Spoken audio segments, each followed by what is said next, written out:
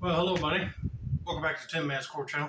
I'm your host, Jeffrey Tin Man Taylor, and today I'm reacting to my third and final Scary Storyteller channel for you guys. And this one I picked out is Night Time Spooks. And I'll be watching 3 true Burger King horror stories of rain sounds from his channel. So without further ado, I'm going to turn these lights off, move the camera up here for you guys, and let's get this reaction on the road and in the bag, shall we? Okay, here we go. A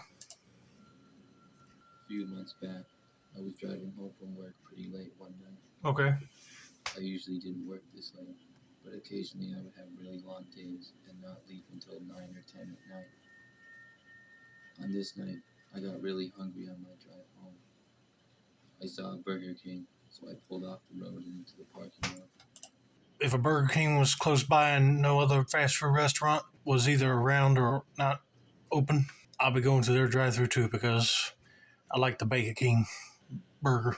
But then sometimes I get 2 double cheeseburgers from them, and they're pretty good. But I also like their croissants at breakfast time. But anyway, let's continue.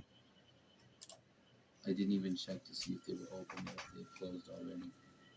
I just drove my truck into the drive-thru. I saw that there was a car in front of me ordering.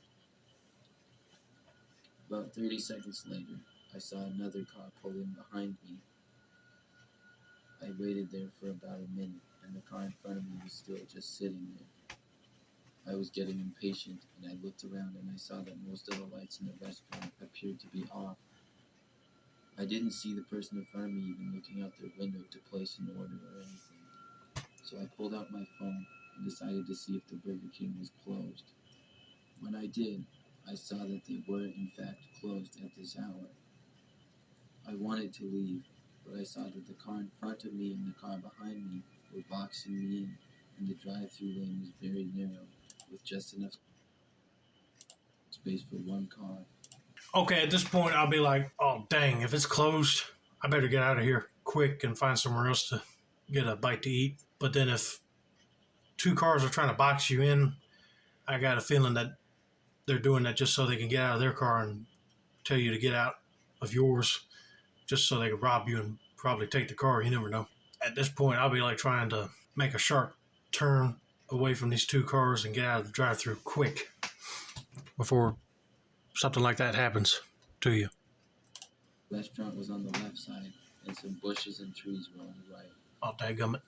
I thought about getting out of my car to let the other drivers know that they were closed, but I was a little confused as to how they couldn't figure this out for themselves.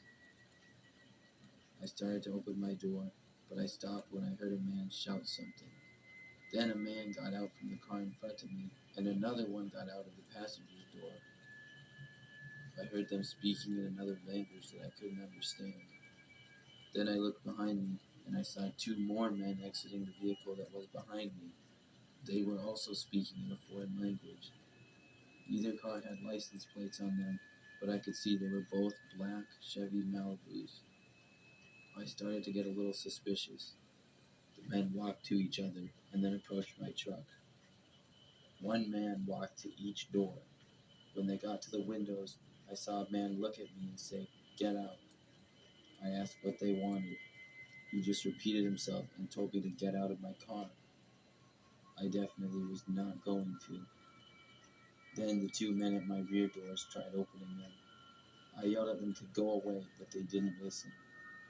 When the man at my left rear door hit the window, I decided I needed to leave. I put my car in reverse and backed up as far as I could, which was about 2 feet before hitting the car behind me. Then I turned the wheel and drove it up the curb into the bushes. I missed hitting one of the men by only about a foot, but he moved out of the way a little, and I ended up running over the bush completely and destroying it. Thankfully, I was driving my truck, so it could handle it. I drove through the grass a little bit, and then into the parking lot of a bank that was next door. Then I drove back onto the highway and all the way home. I still don't know what those men wanted, but I don't think it was anything good. Oh, you got that right. It ain't good. Because if they're speaking a whole nother language, I guarantee you that they're part of some sort of gang that was migrated over here. At least one of them spoke good English for them to say get out, but I'm with them. I wouldn't get out of the vehicle either. Make sure all the windows and doors are locked and, he did the right thing of just backing up and then drive right over the bushes.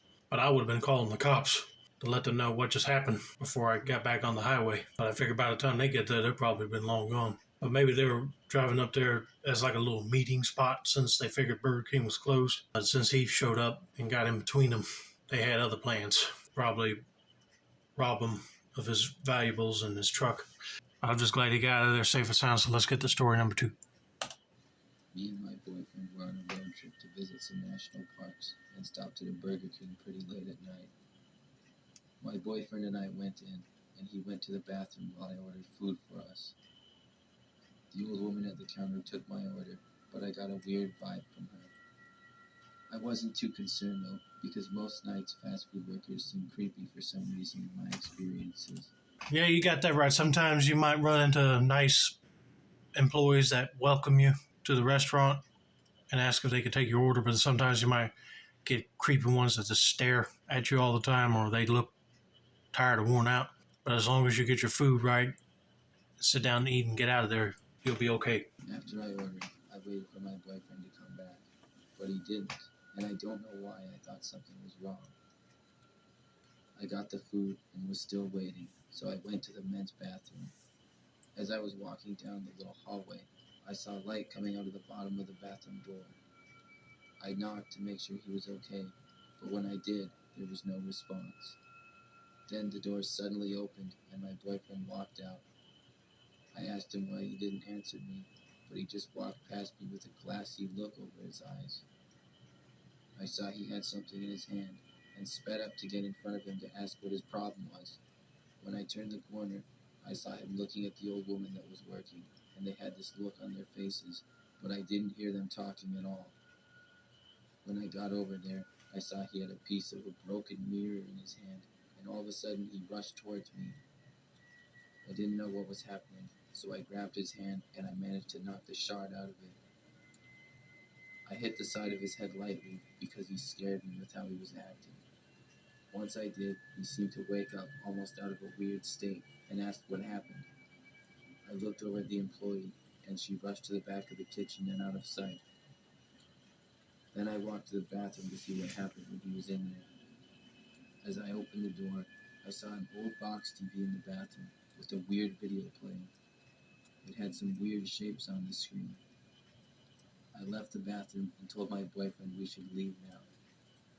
As we drove away, I explained how he acted weird when he came out of the bathroom, and it seemed like he was going to hurt me with the mirror piece in his hand.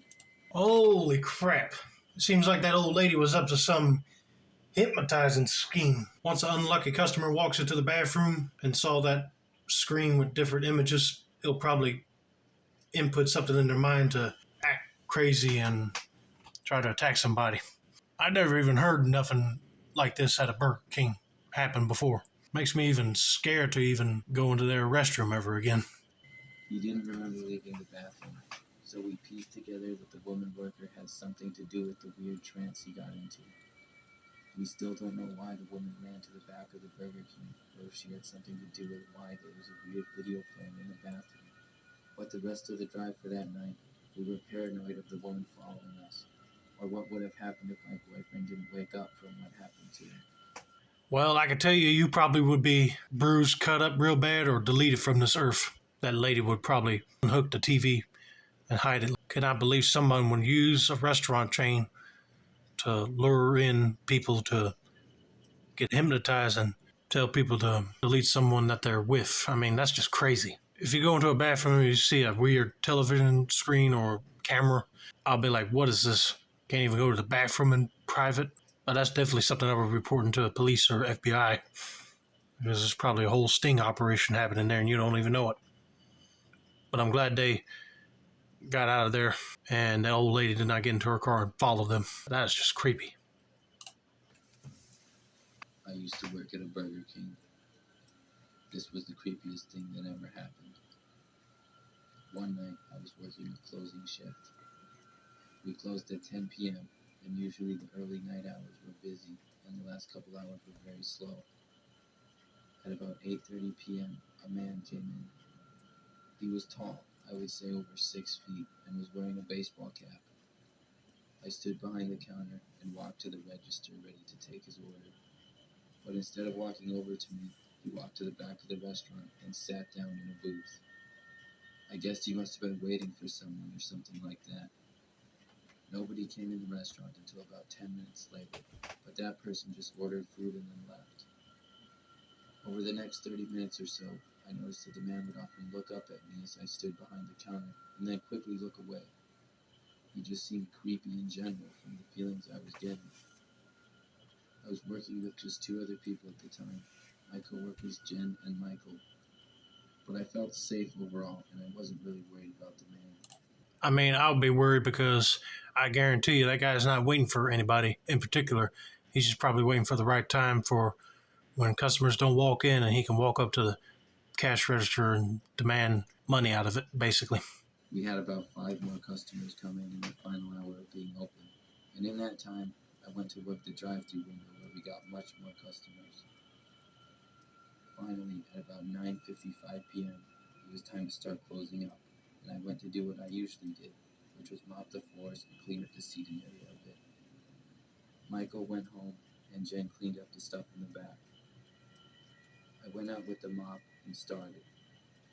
I was happy to see that the restaurant was empty and the man was finally gone. The restaurant was not that dirty at all either, so it would be a pretty easy and quick clean. Well, that's good. When I got to the back of the seating area, I was mopping under a booth when I thought I heard something come from behind a nearby garbage can. When I looked, I saw a shoe sticking out from the side. I felt my heart start to race in my chest. I quickly walked back to the counter and told Jen about what I saw. She was in the kitchen and said that I should ask the man to leave, and if he didn't, I had to call the police. I was uncomfortable doing that knowing he was hiding behind a garbage can, but I decided I would have to. When I walked back out from the kitchen and past the counter, I heard a noise to my right, and as I turned my head, I saw the man running towards me. He grabbed my neck and put me in some sort of a headlock.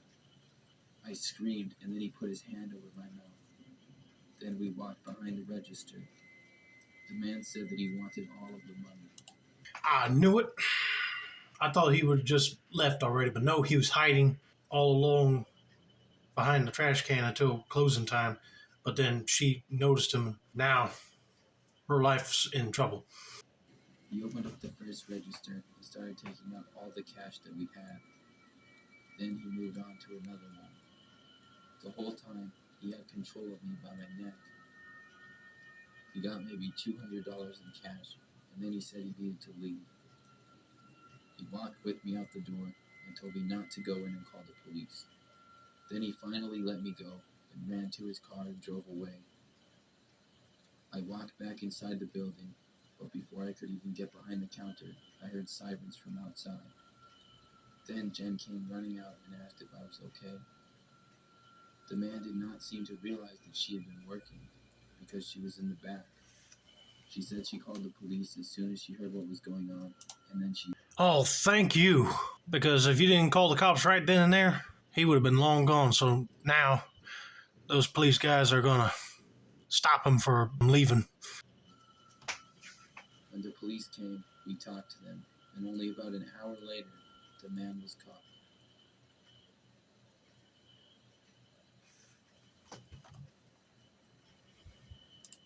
That's good that he was caught, so I guarantee you that he already left, but the cops were tailing him until he pulled over and got him out of the car and arrested him. But it was his own stupidity to think that there was only one girl working there. Then he probably would have got out of there without the police finding him. But thank God her fellow employee knew what was going on, and she dialed 911 quick to let them know what was happening, and she's okay now. But anyway, I hope you guys enjoyed this video. Don't forget to like, subscribe, turn on post notifications for more Nighttime Spooks related content like this. This has been another successful installment of the Tin Man Score channel.